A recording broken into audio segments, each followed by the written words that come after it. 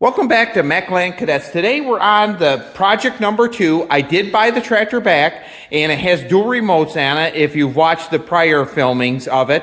And I'm going to remove the dual remote because I do have it sold to a customer. I am going to put the machine back together, and I'm going to put it back to just plain single hydraulics. When you're in the parts business, you do have to remove parts from machines. The 682 project that I had that I put hydraulics on, I've taken a lot of parts off in that machine and have sold them, replaced them with other ones, and that's just the nature of the business. This is the white hooded 782. I'm really glad to have it back. The gentleman decided he was going to move, and he sold it back to me. He treated me very well, and I'm very pleased to have it back. Now, as you remember, this has the M18 in it, and it's a great running motor. But let me show you some of the other things that we have going. Yesterday I brought in a 782, and it has a Series 2 in it. It's a beautiful natural unit. I'll put the hood back down so you can get the beauty of it. Excellent runner. I did have to put a coil on it. You will see this in future videos, but it's a real super clean machine. It does have the plastic weights on it, has a tractor tread tires on it, has around 1,600 hours on it, but you don't find them like this very often. Now, I have had cleaner ones. I will admit I've had some that really pristine. I had one once that had around 350 hours on it. But I am going to wet sand it and buff that out, and I should get the shine back. I'm never looking for a brand new look. I'm looking for the patina used look. But since we've talked last, I did bring in a 1641, and has about 350 hours on it. It's a great run-in Stratton and Briggs in it, and but it sat outside a lot. That's the lifetime of it. The plastic's in rough shape on it. Probably will end up parting this one out, not sure. As you can see on this side here, it has a lot of wiring all over. So I like everything to look just like natural, and this one definitely isn't, but it does run. It fires right up immediately. It's an excellent runner. But let's go over to that 582. Since I've been put it together, I haven't did anything with it. I did start it this morning, and it still runs. Prior to that, I hadn't started it for 3 weeks. Now, I am getting a lot of mail. This is not a 582 by no means. Actually, the frame is a 682. I did end up putting hydraulics on it. You can see with the lever. I had a 582 hood come in, and I thought, that'd fit in pretty good.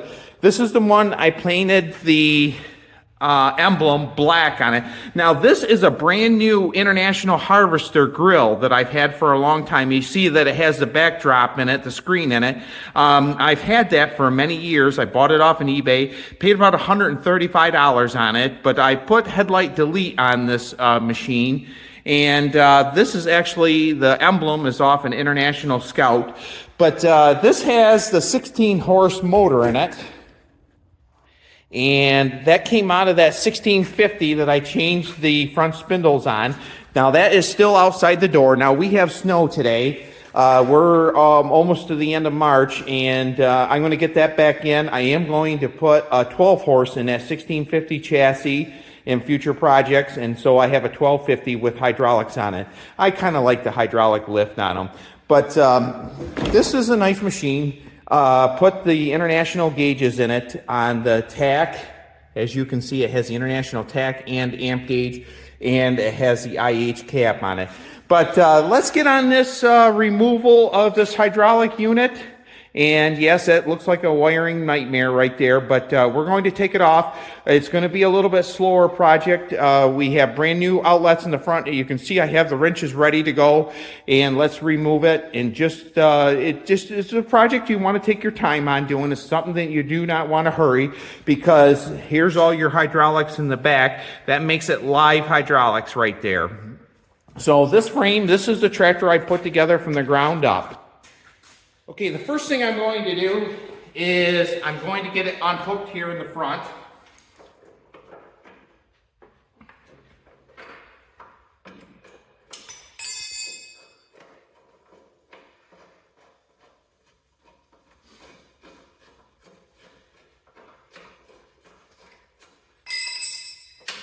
I'm going to take one of these hooks here.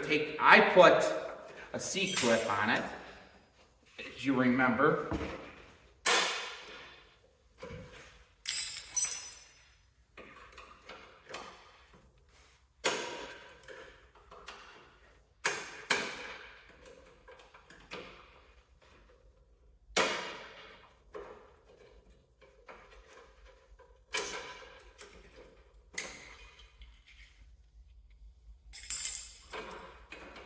Going to put this end back on it.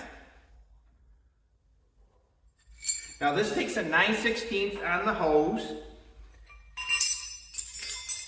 and a 7/8 here.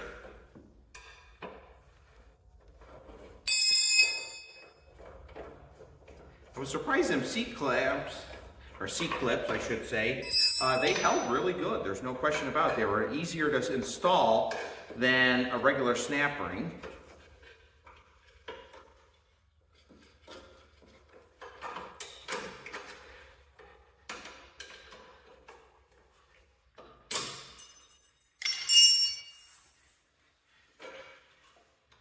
And I'll put them back on. Okay, I'm going to turn it so you can see the area right here a little bit better.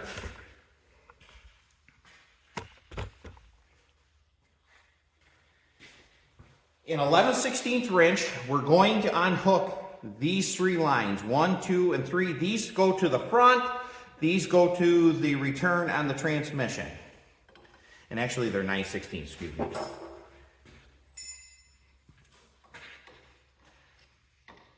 Well, that one, nope, I am right.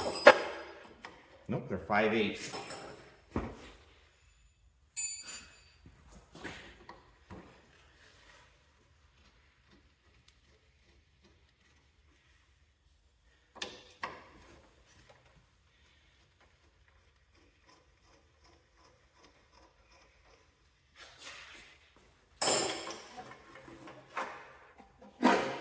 There's one line.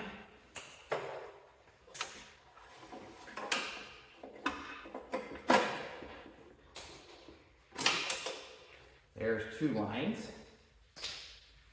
We'll put them back on later. Now we're going, and I imagine this one here is 11/16, it looks like it. The reason I'm going to do that is because the way I ran it, the drive shaft's in the way. So this valve here was off a Super Cub.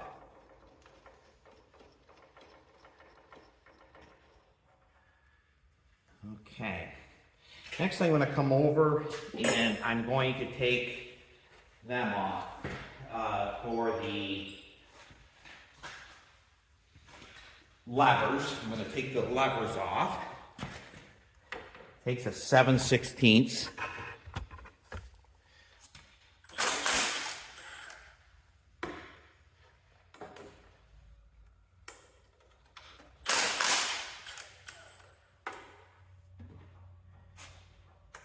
Now, like I was saying, when I put this back together, I dropped that bolt.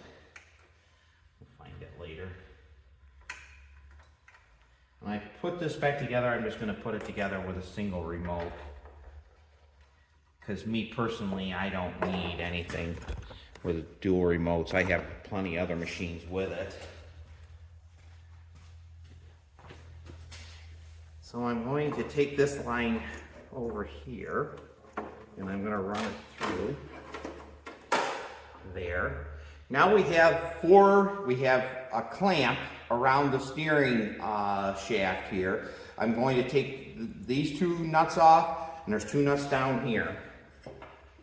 Now that's a little bit of a job. You're right into, they use lock nuts on them.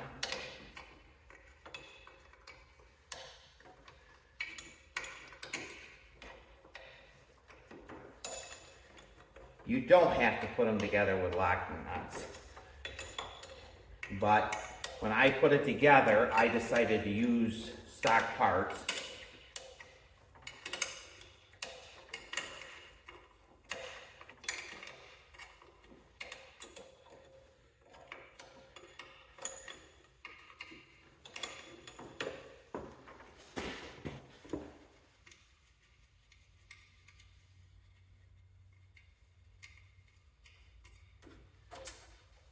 Come over to the other side. Take the bottom one off first.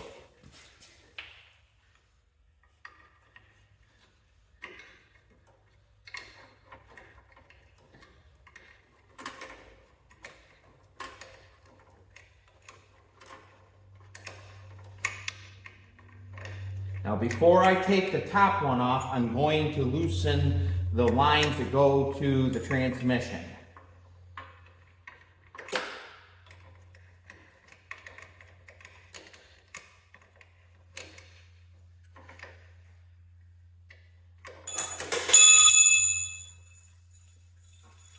This is a tight area right here. Like I always say in all my videos, don't be in any big hurry. It'll come.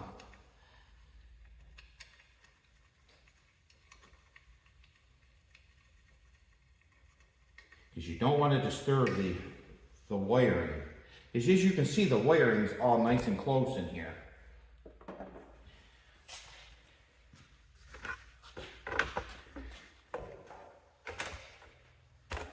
Now we're going to take off the hydraulics from the transmission. You'll need two 11/16 wrenches.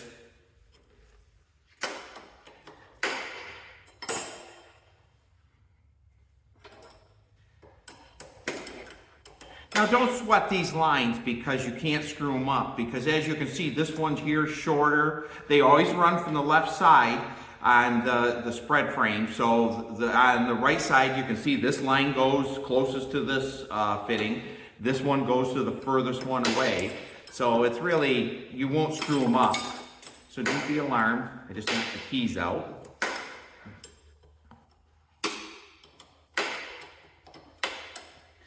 Sometimes you will need some persuasion when you go to put them back in, because these lines fit. Make sure you tighten them up the very last after when you're reinstalling it. Now I do have a video out on installing this valve, so you can follow that one too. I'm sure I'm going to get a lot of mail and people saying, well, why are you taking it off? Well, it's what you have to do when you're in the parts business. We're in the business of selling parts, and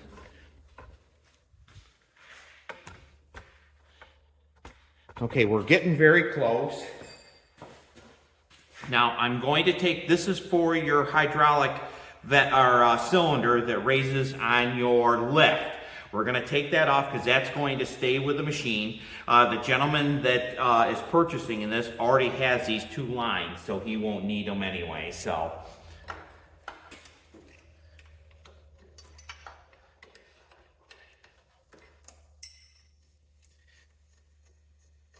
you can't screw these lines up either because they are, one's longer than the other. Of course, the longer one goes to the rear of the cylinder and the shorter one goes to the front of the cylinder.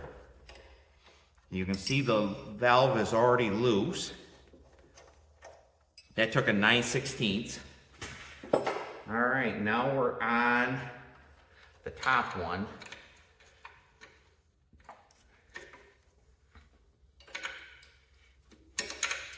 Now, one recommendation I always will have when you're doing this, you can see my breath. I had the heat on this morning. I haven't been using the heat too much. I don't like a shop too warm, but there's fuses in the back here, and I'm going to show you after I get the valve.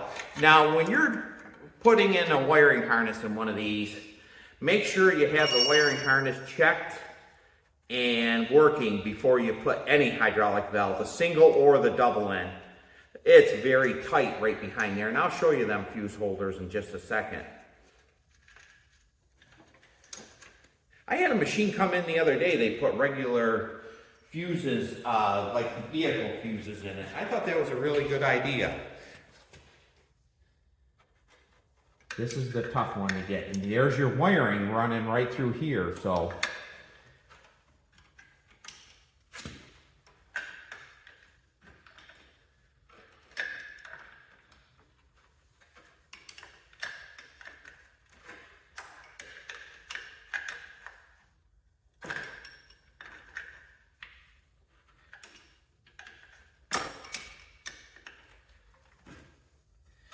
see if I can get quarter inch in there.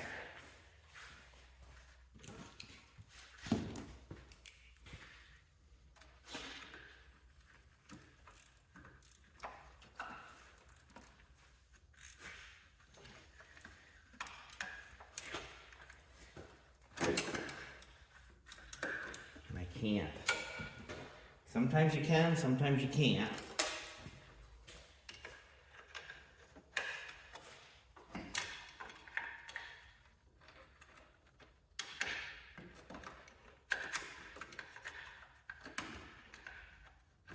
Now, if you put, they're fine threads, so if you put regular nuts on it, they'll screw right off. And if you do plan on removing it in the future, maybe it might not be the worst idea.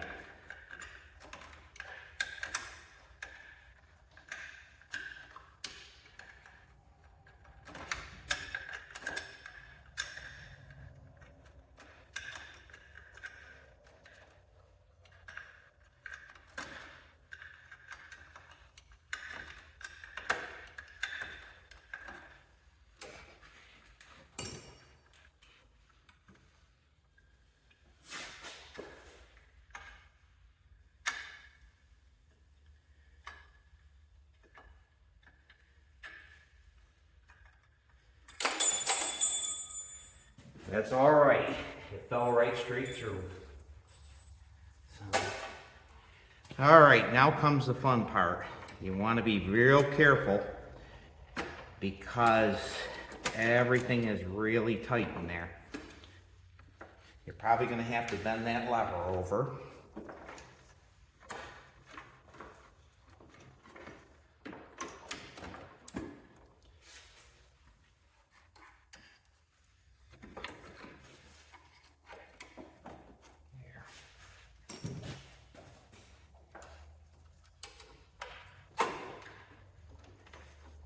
I take that bracket off so it does not get caught in the wiring harness. Want to move them wires around.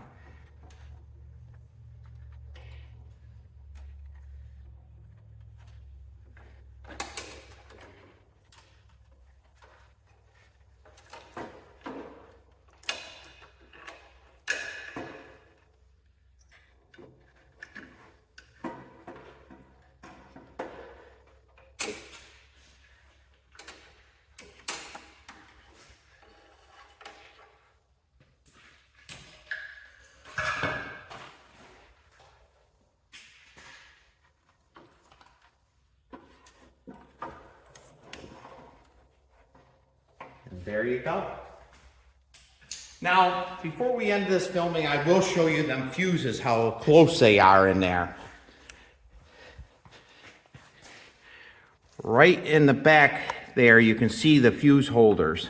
One's for the mower deck, one is for the starting and for the headlights. Make sure that they're working and in good contact before you put a valve single or anything in there, or double, excuse me, on that. Right there's the remote, and she's out and ready for sale. Thank you very much for tuning in to Macland Cadets. Please like and subscribe, and we'll see you on the next video. And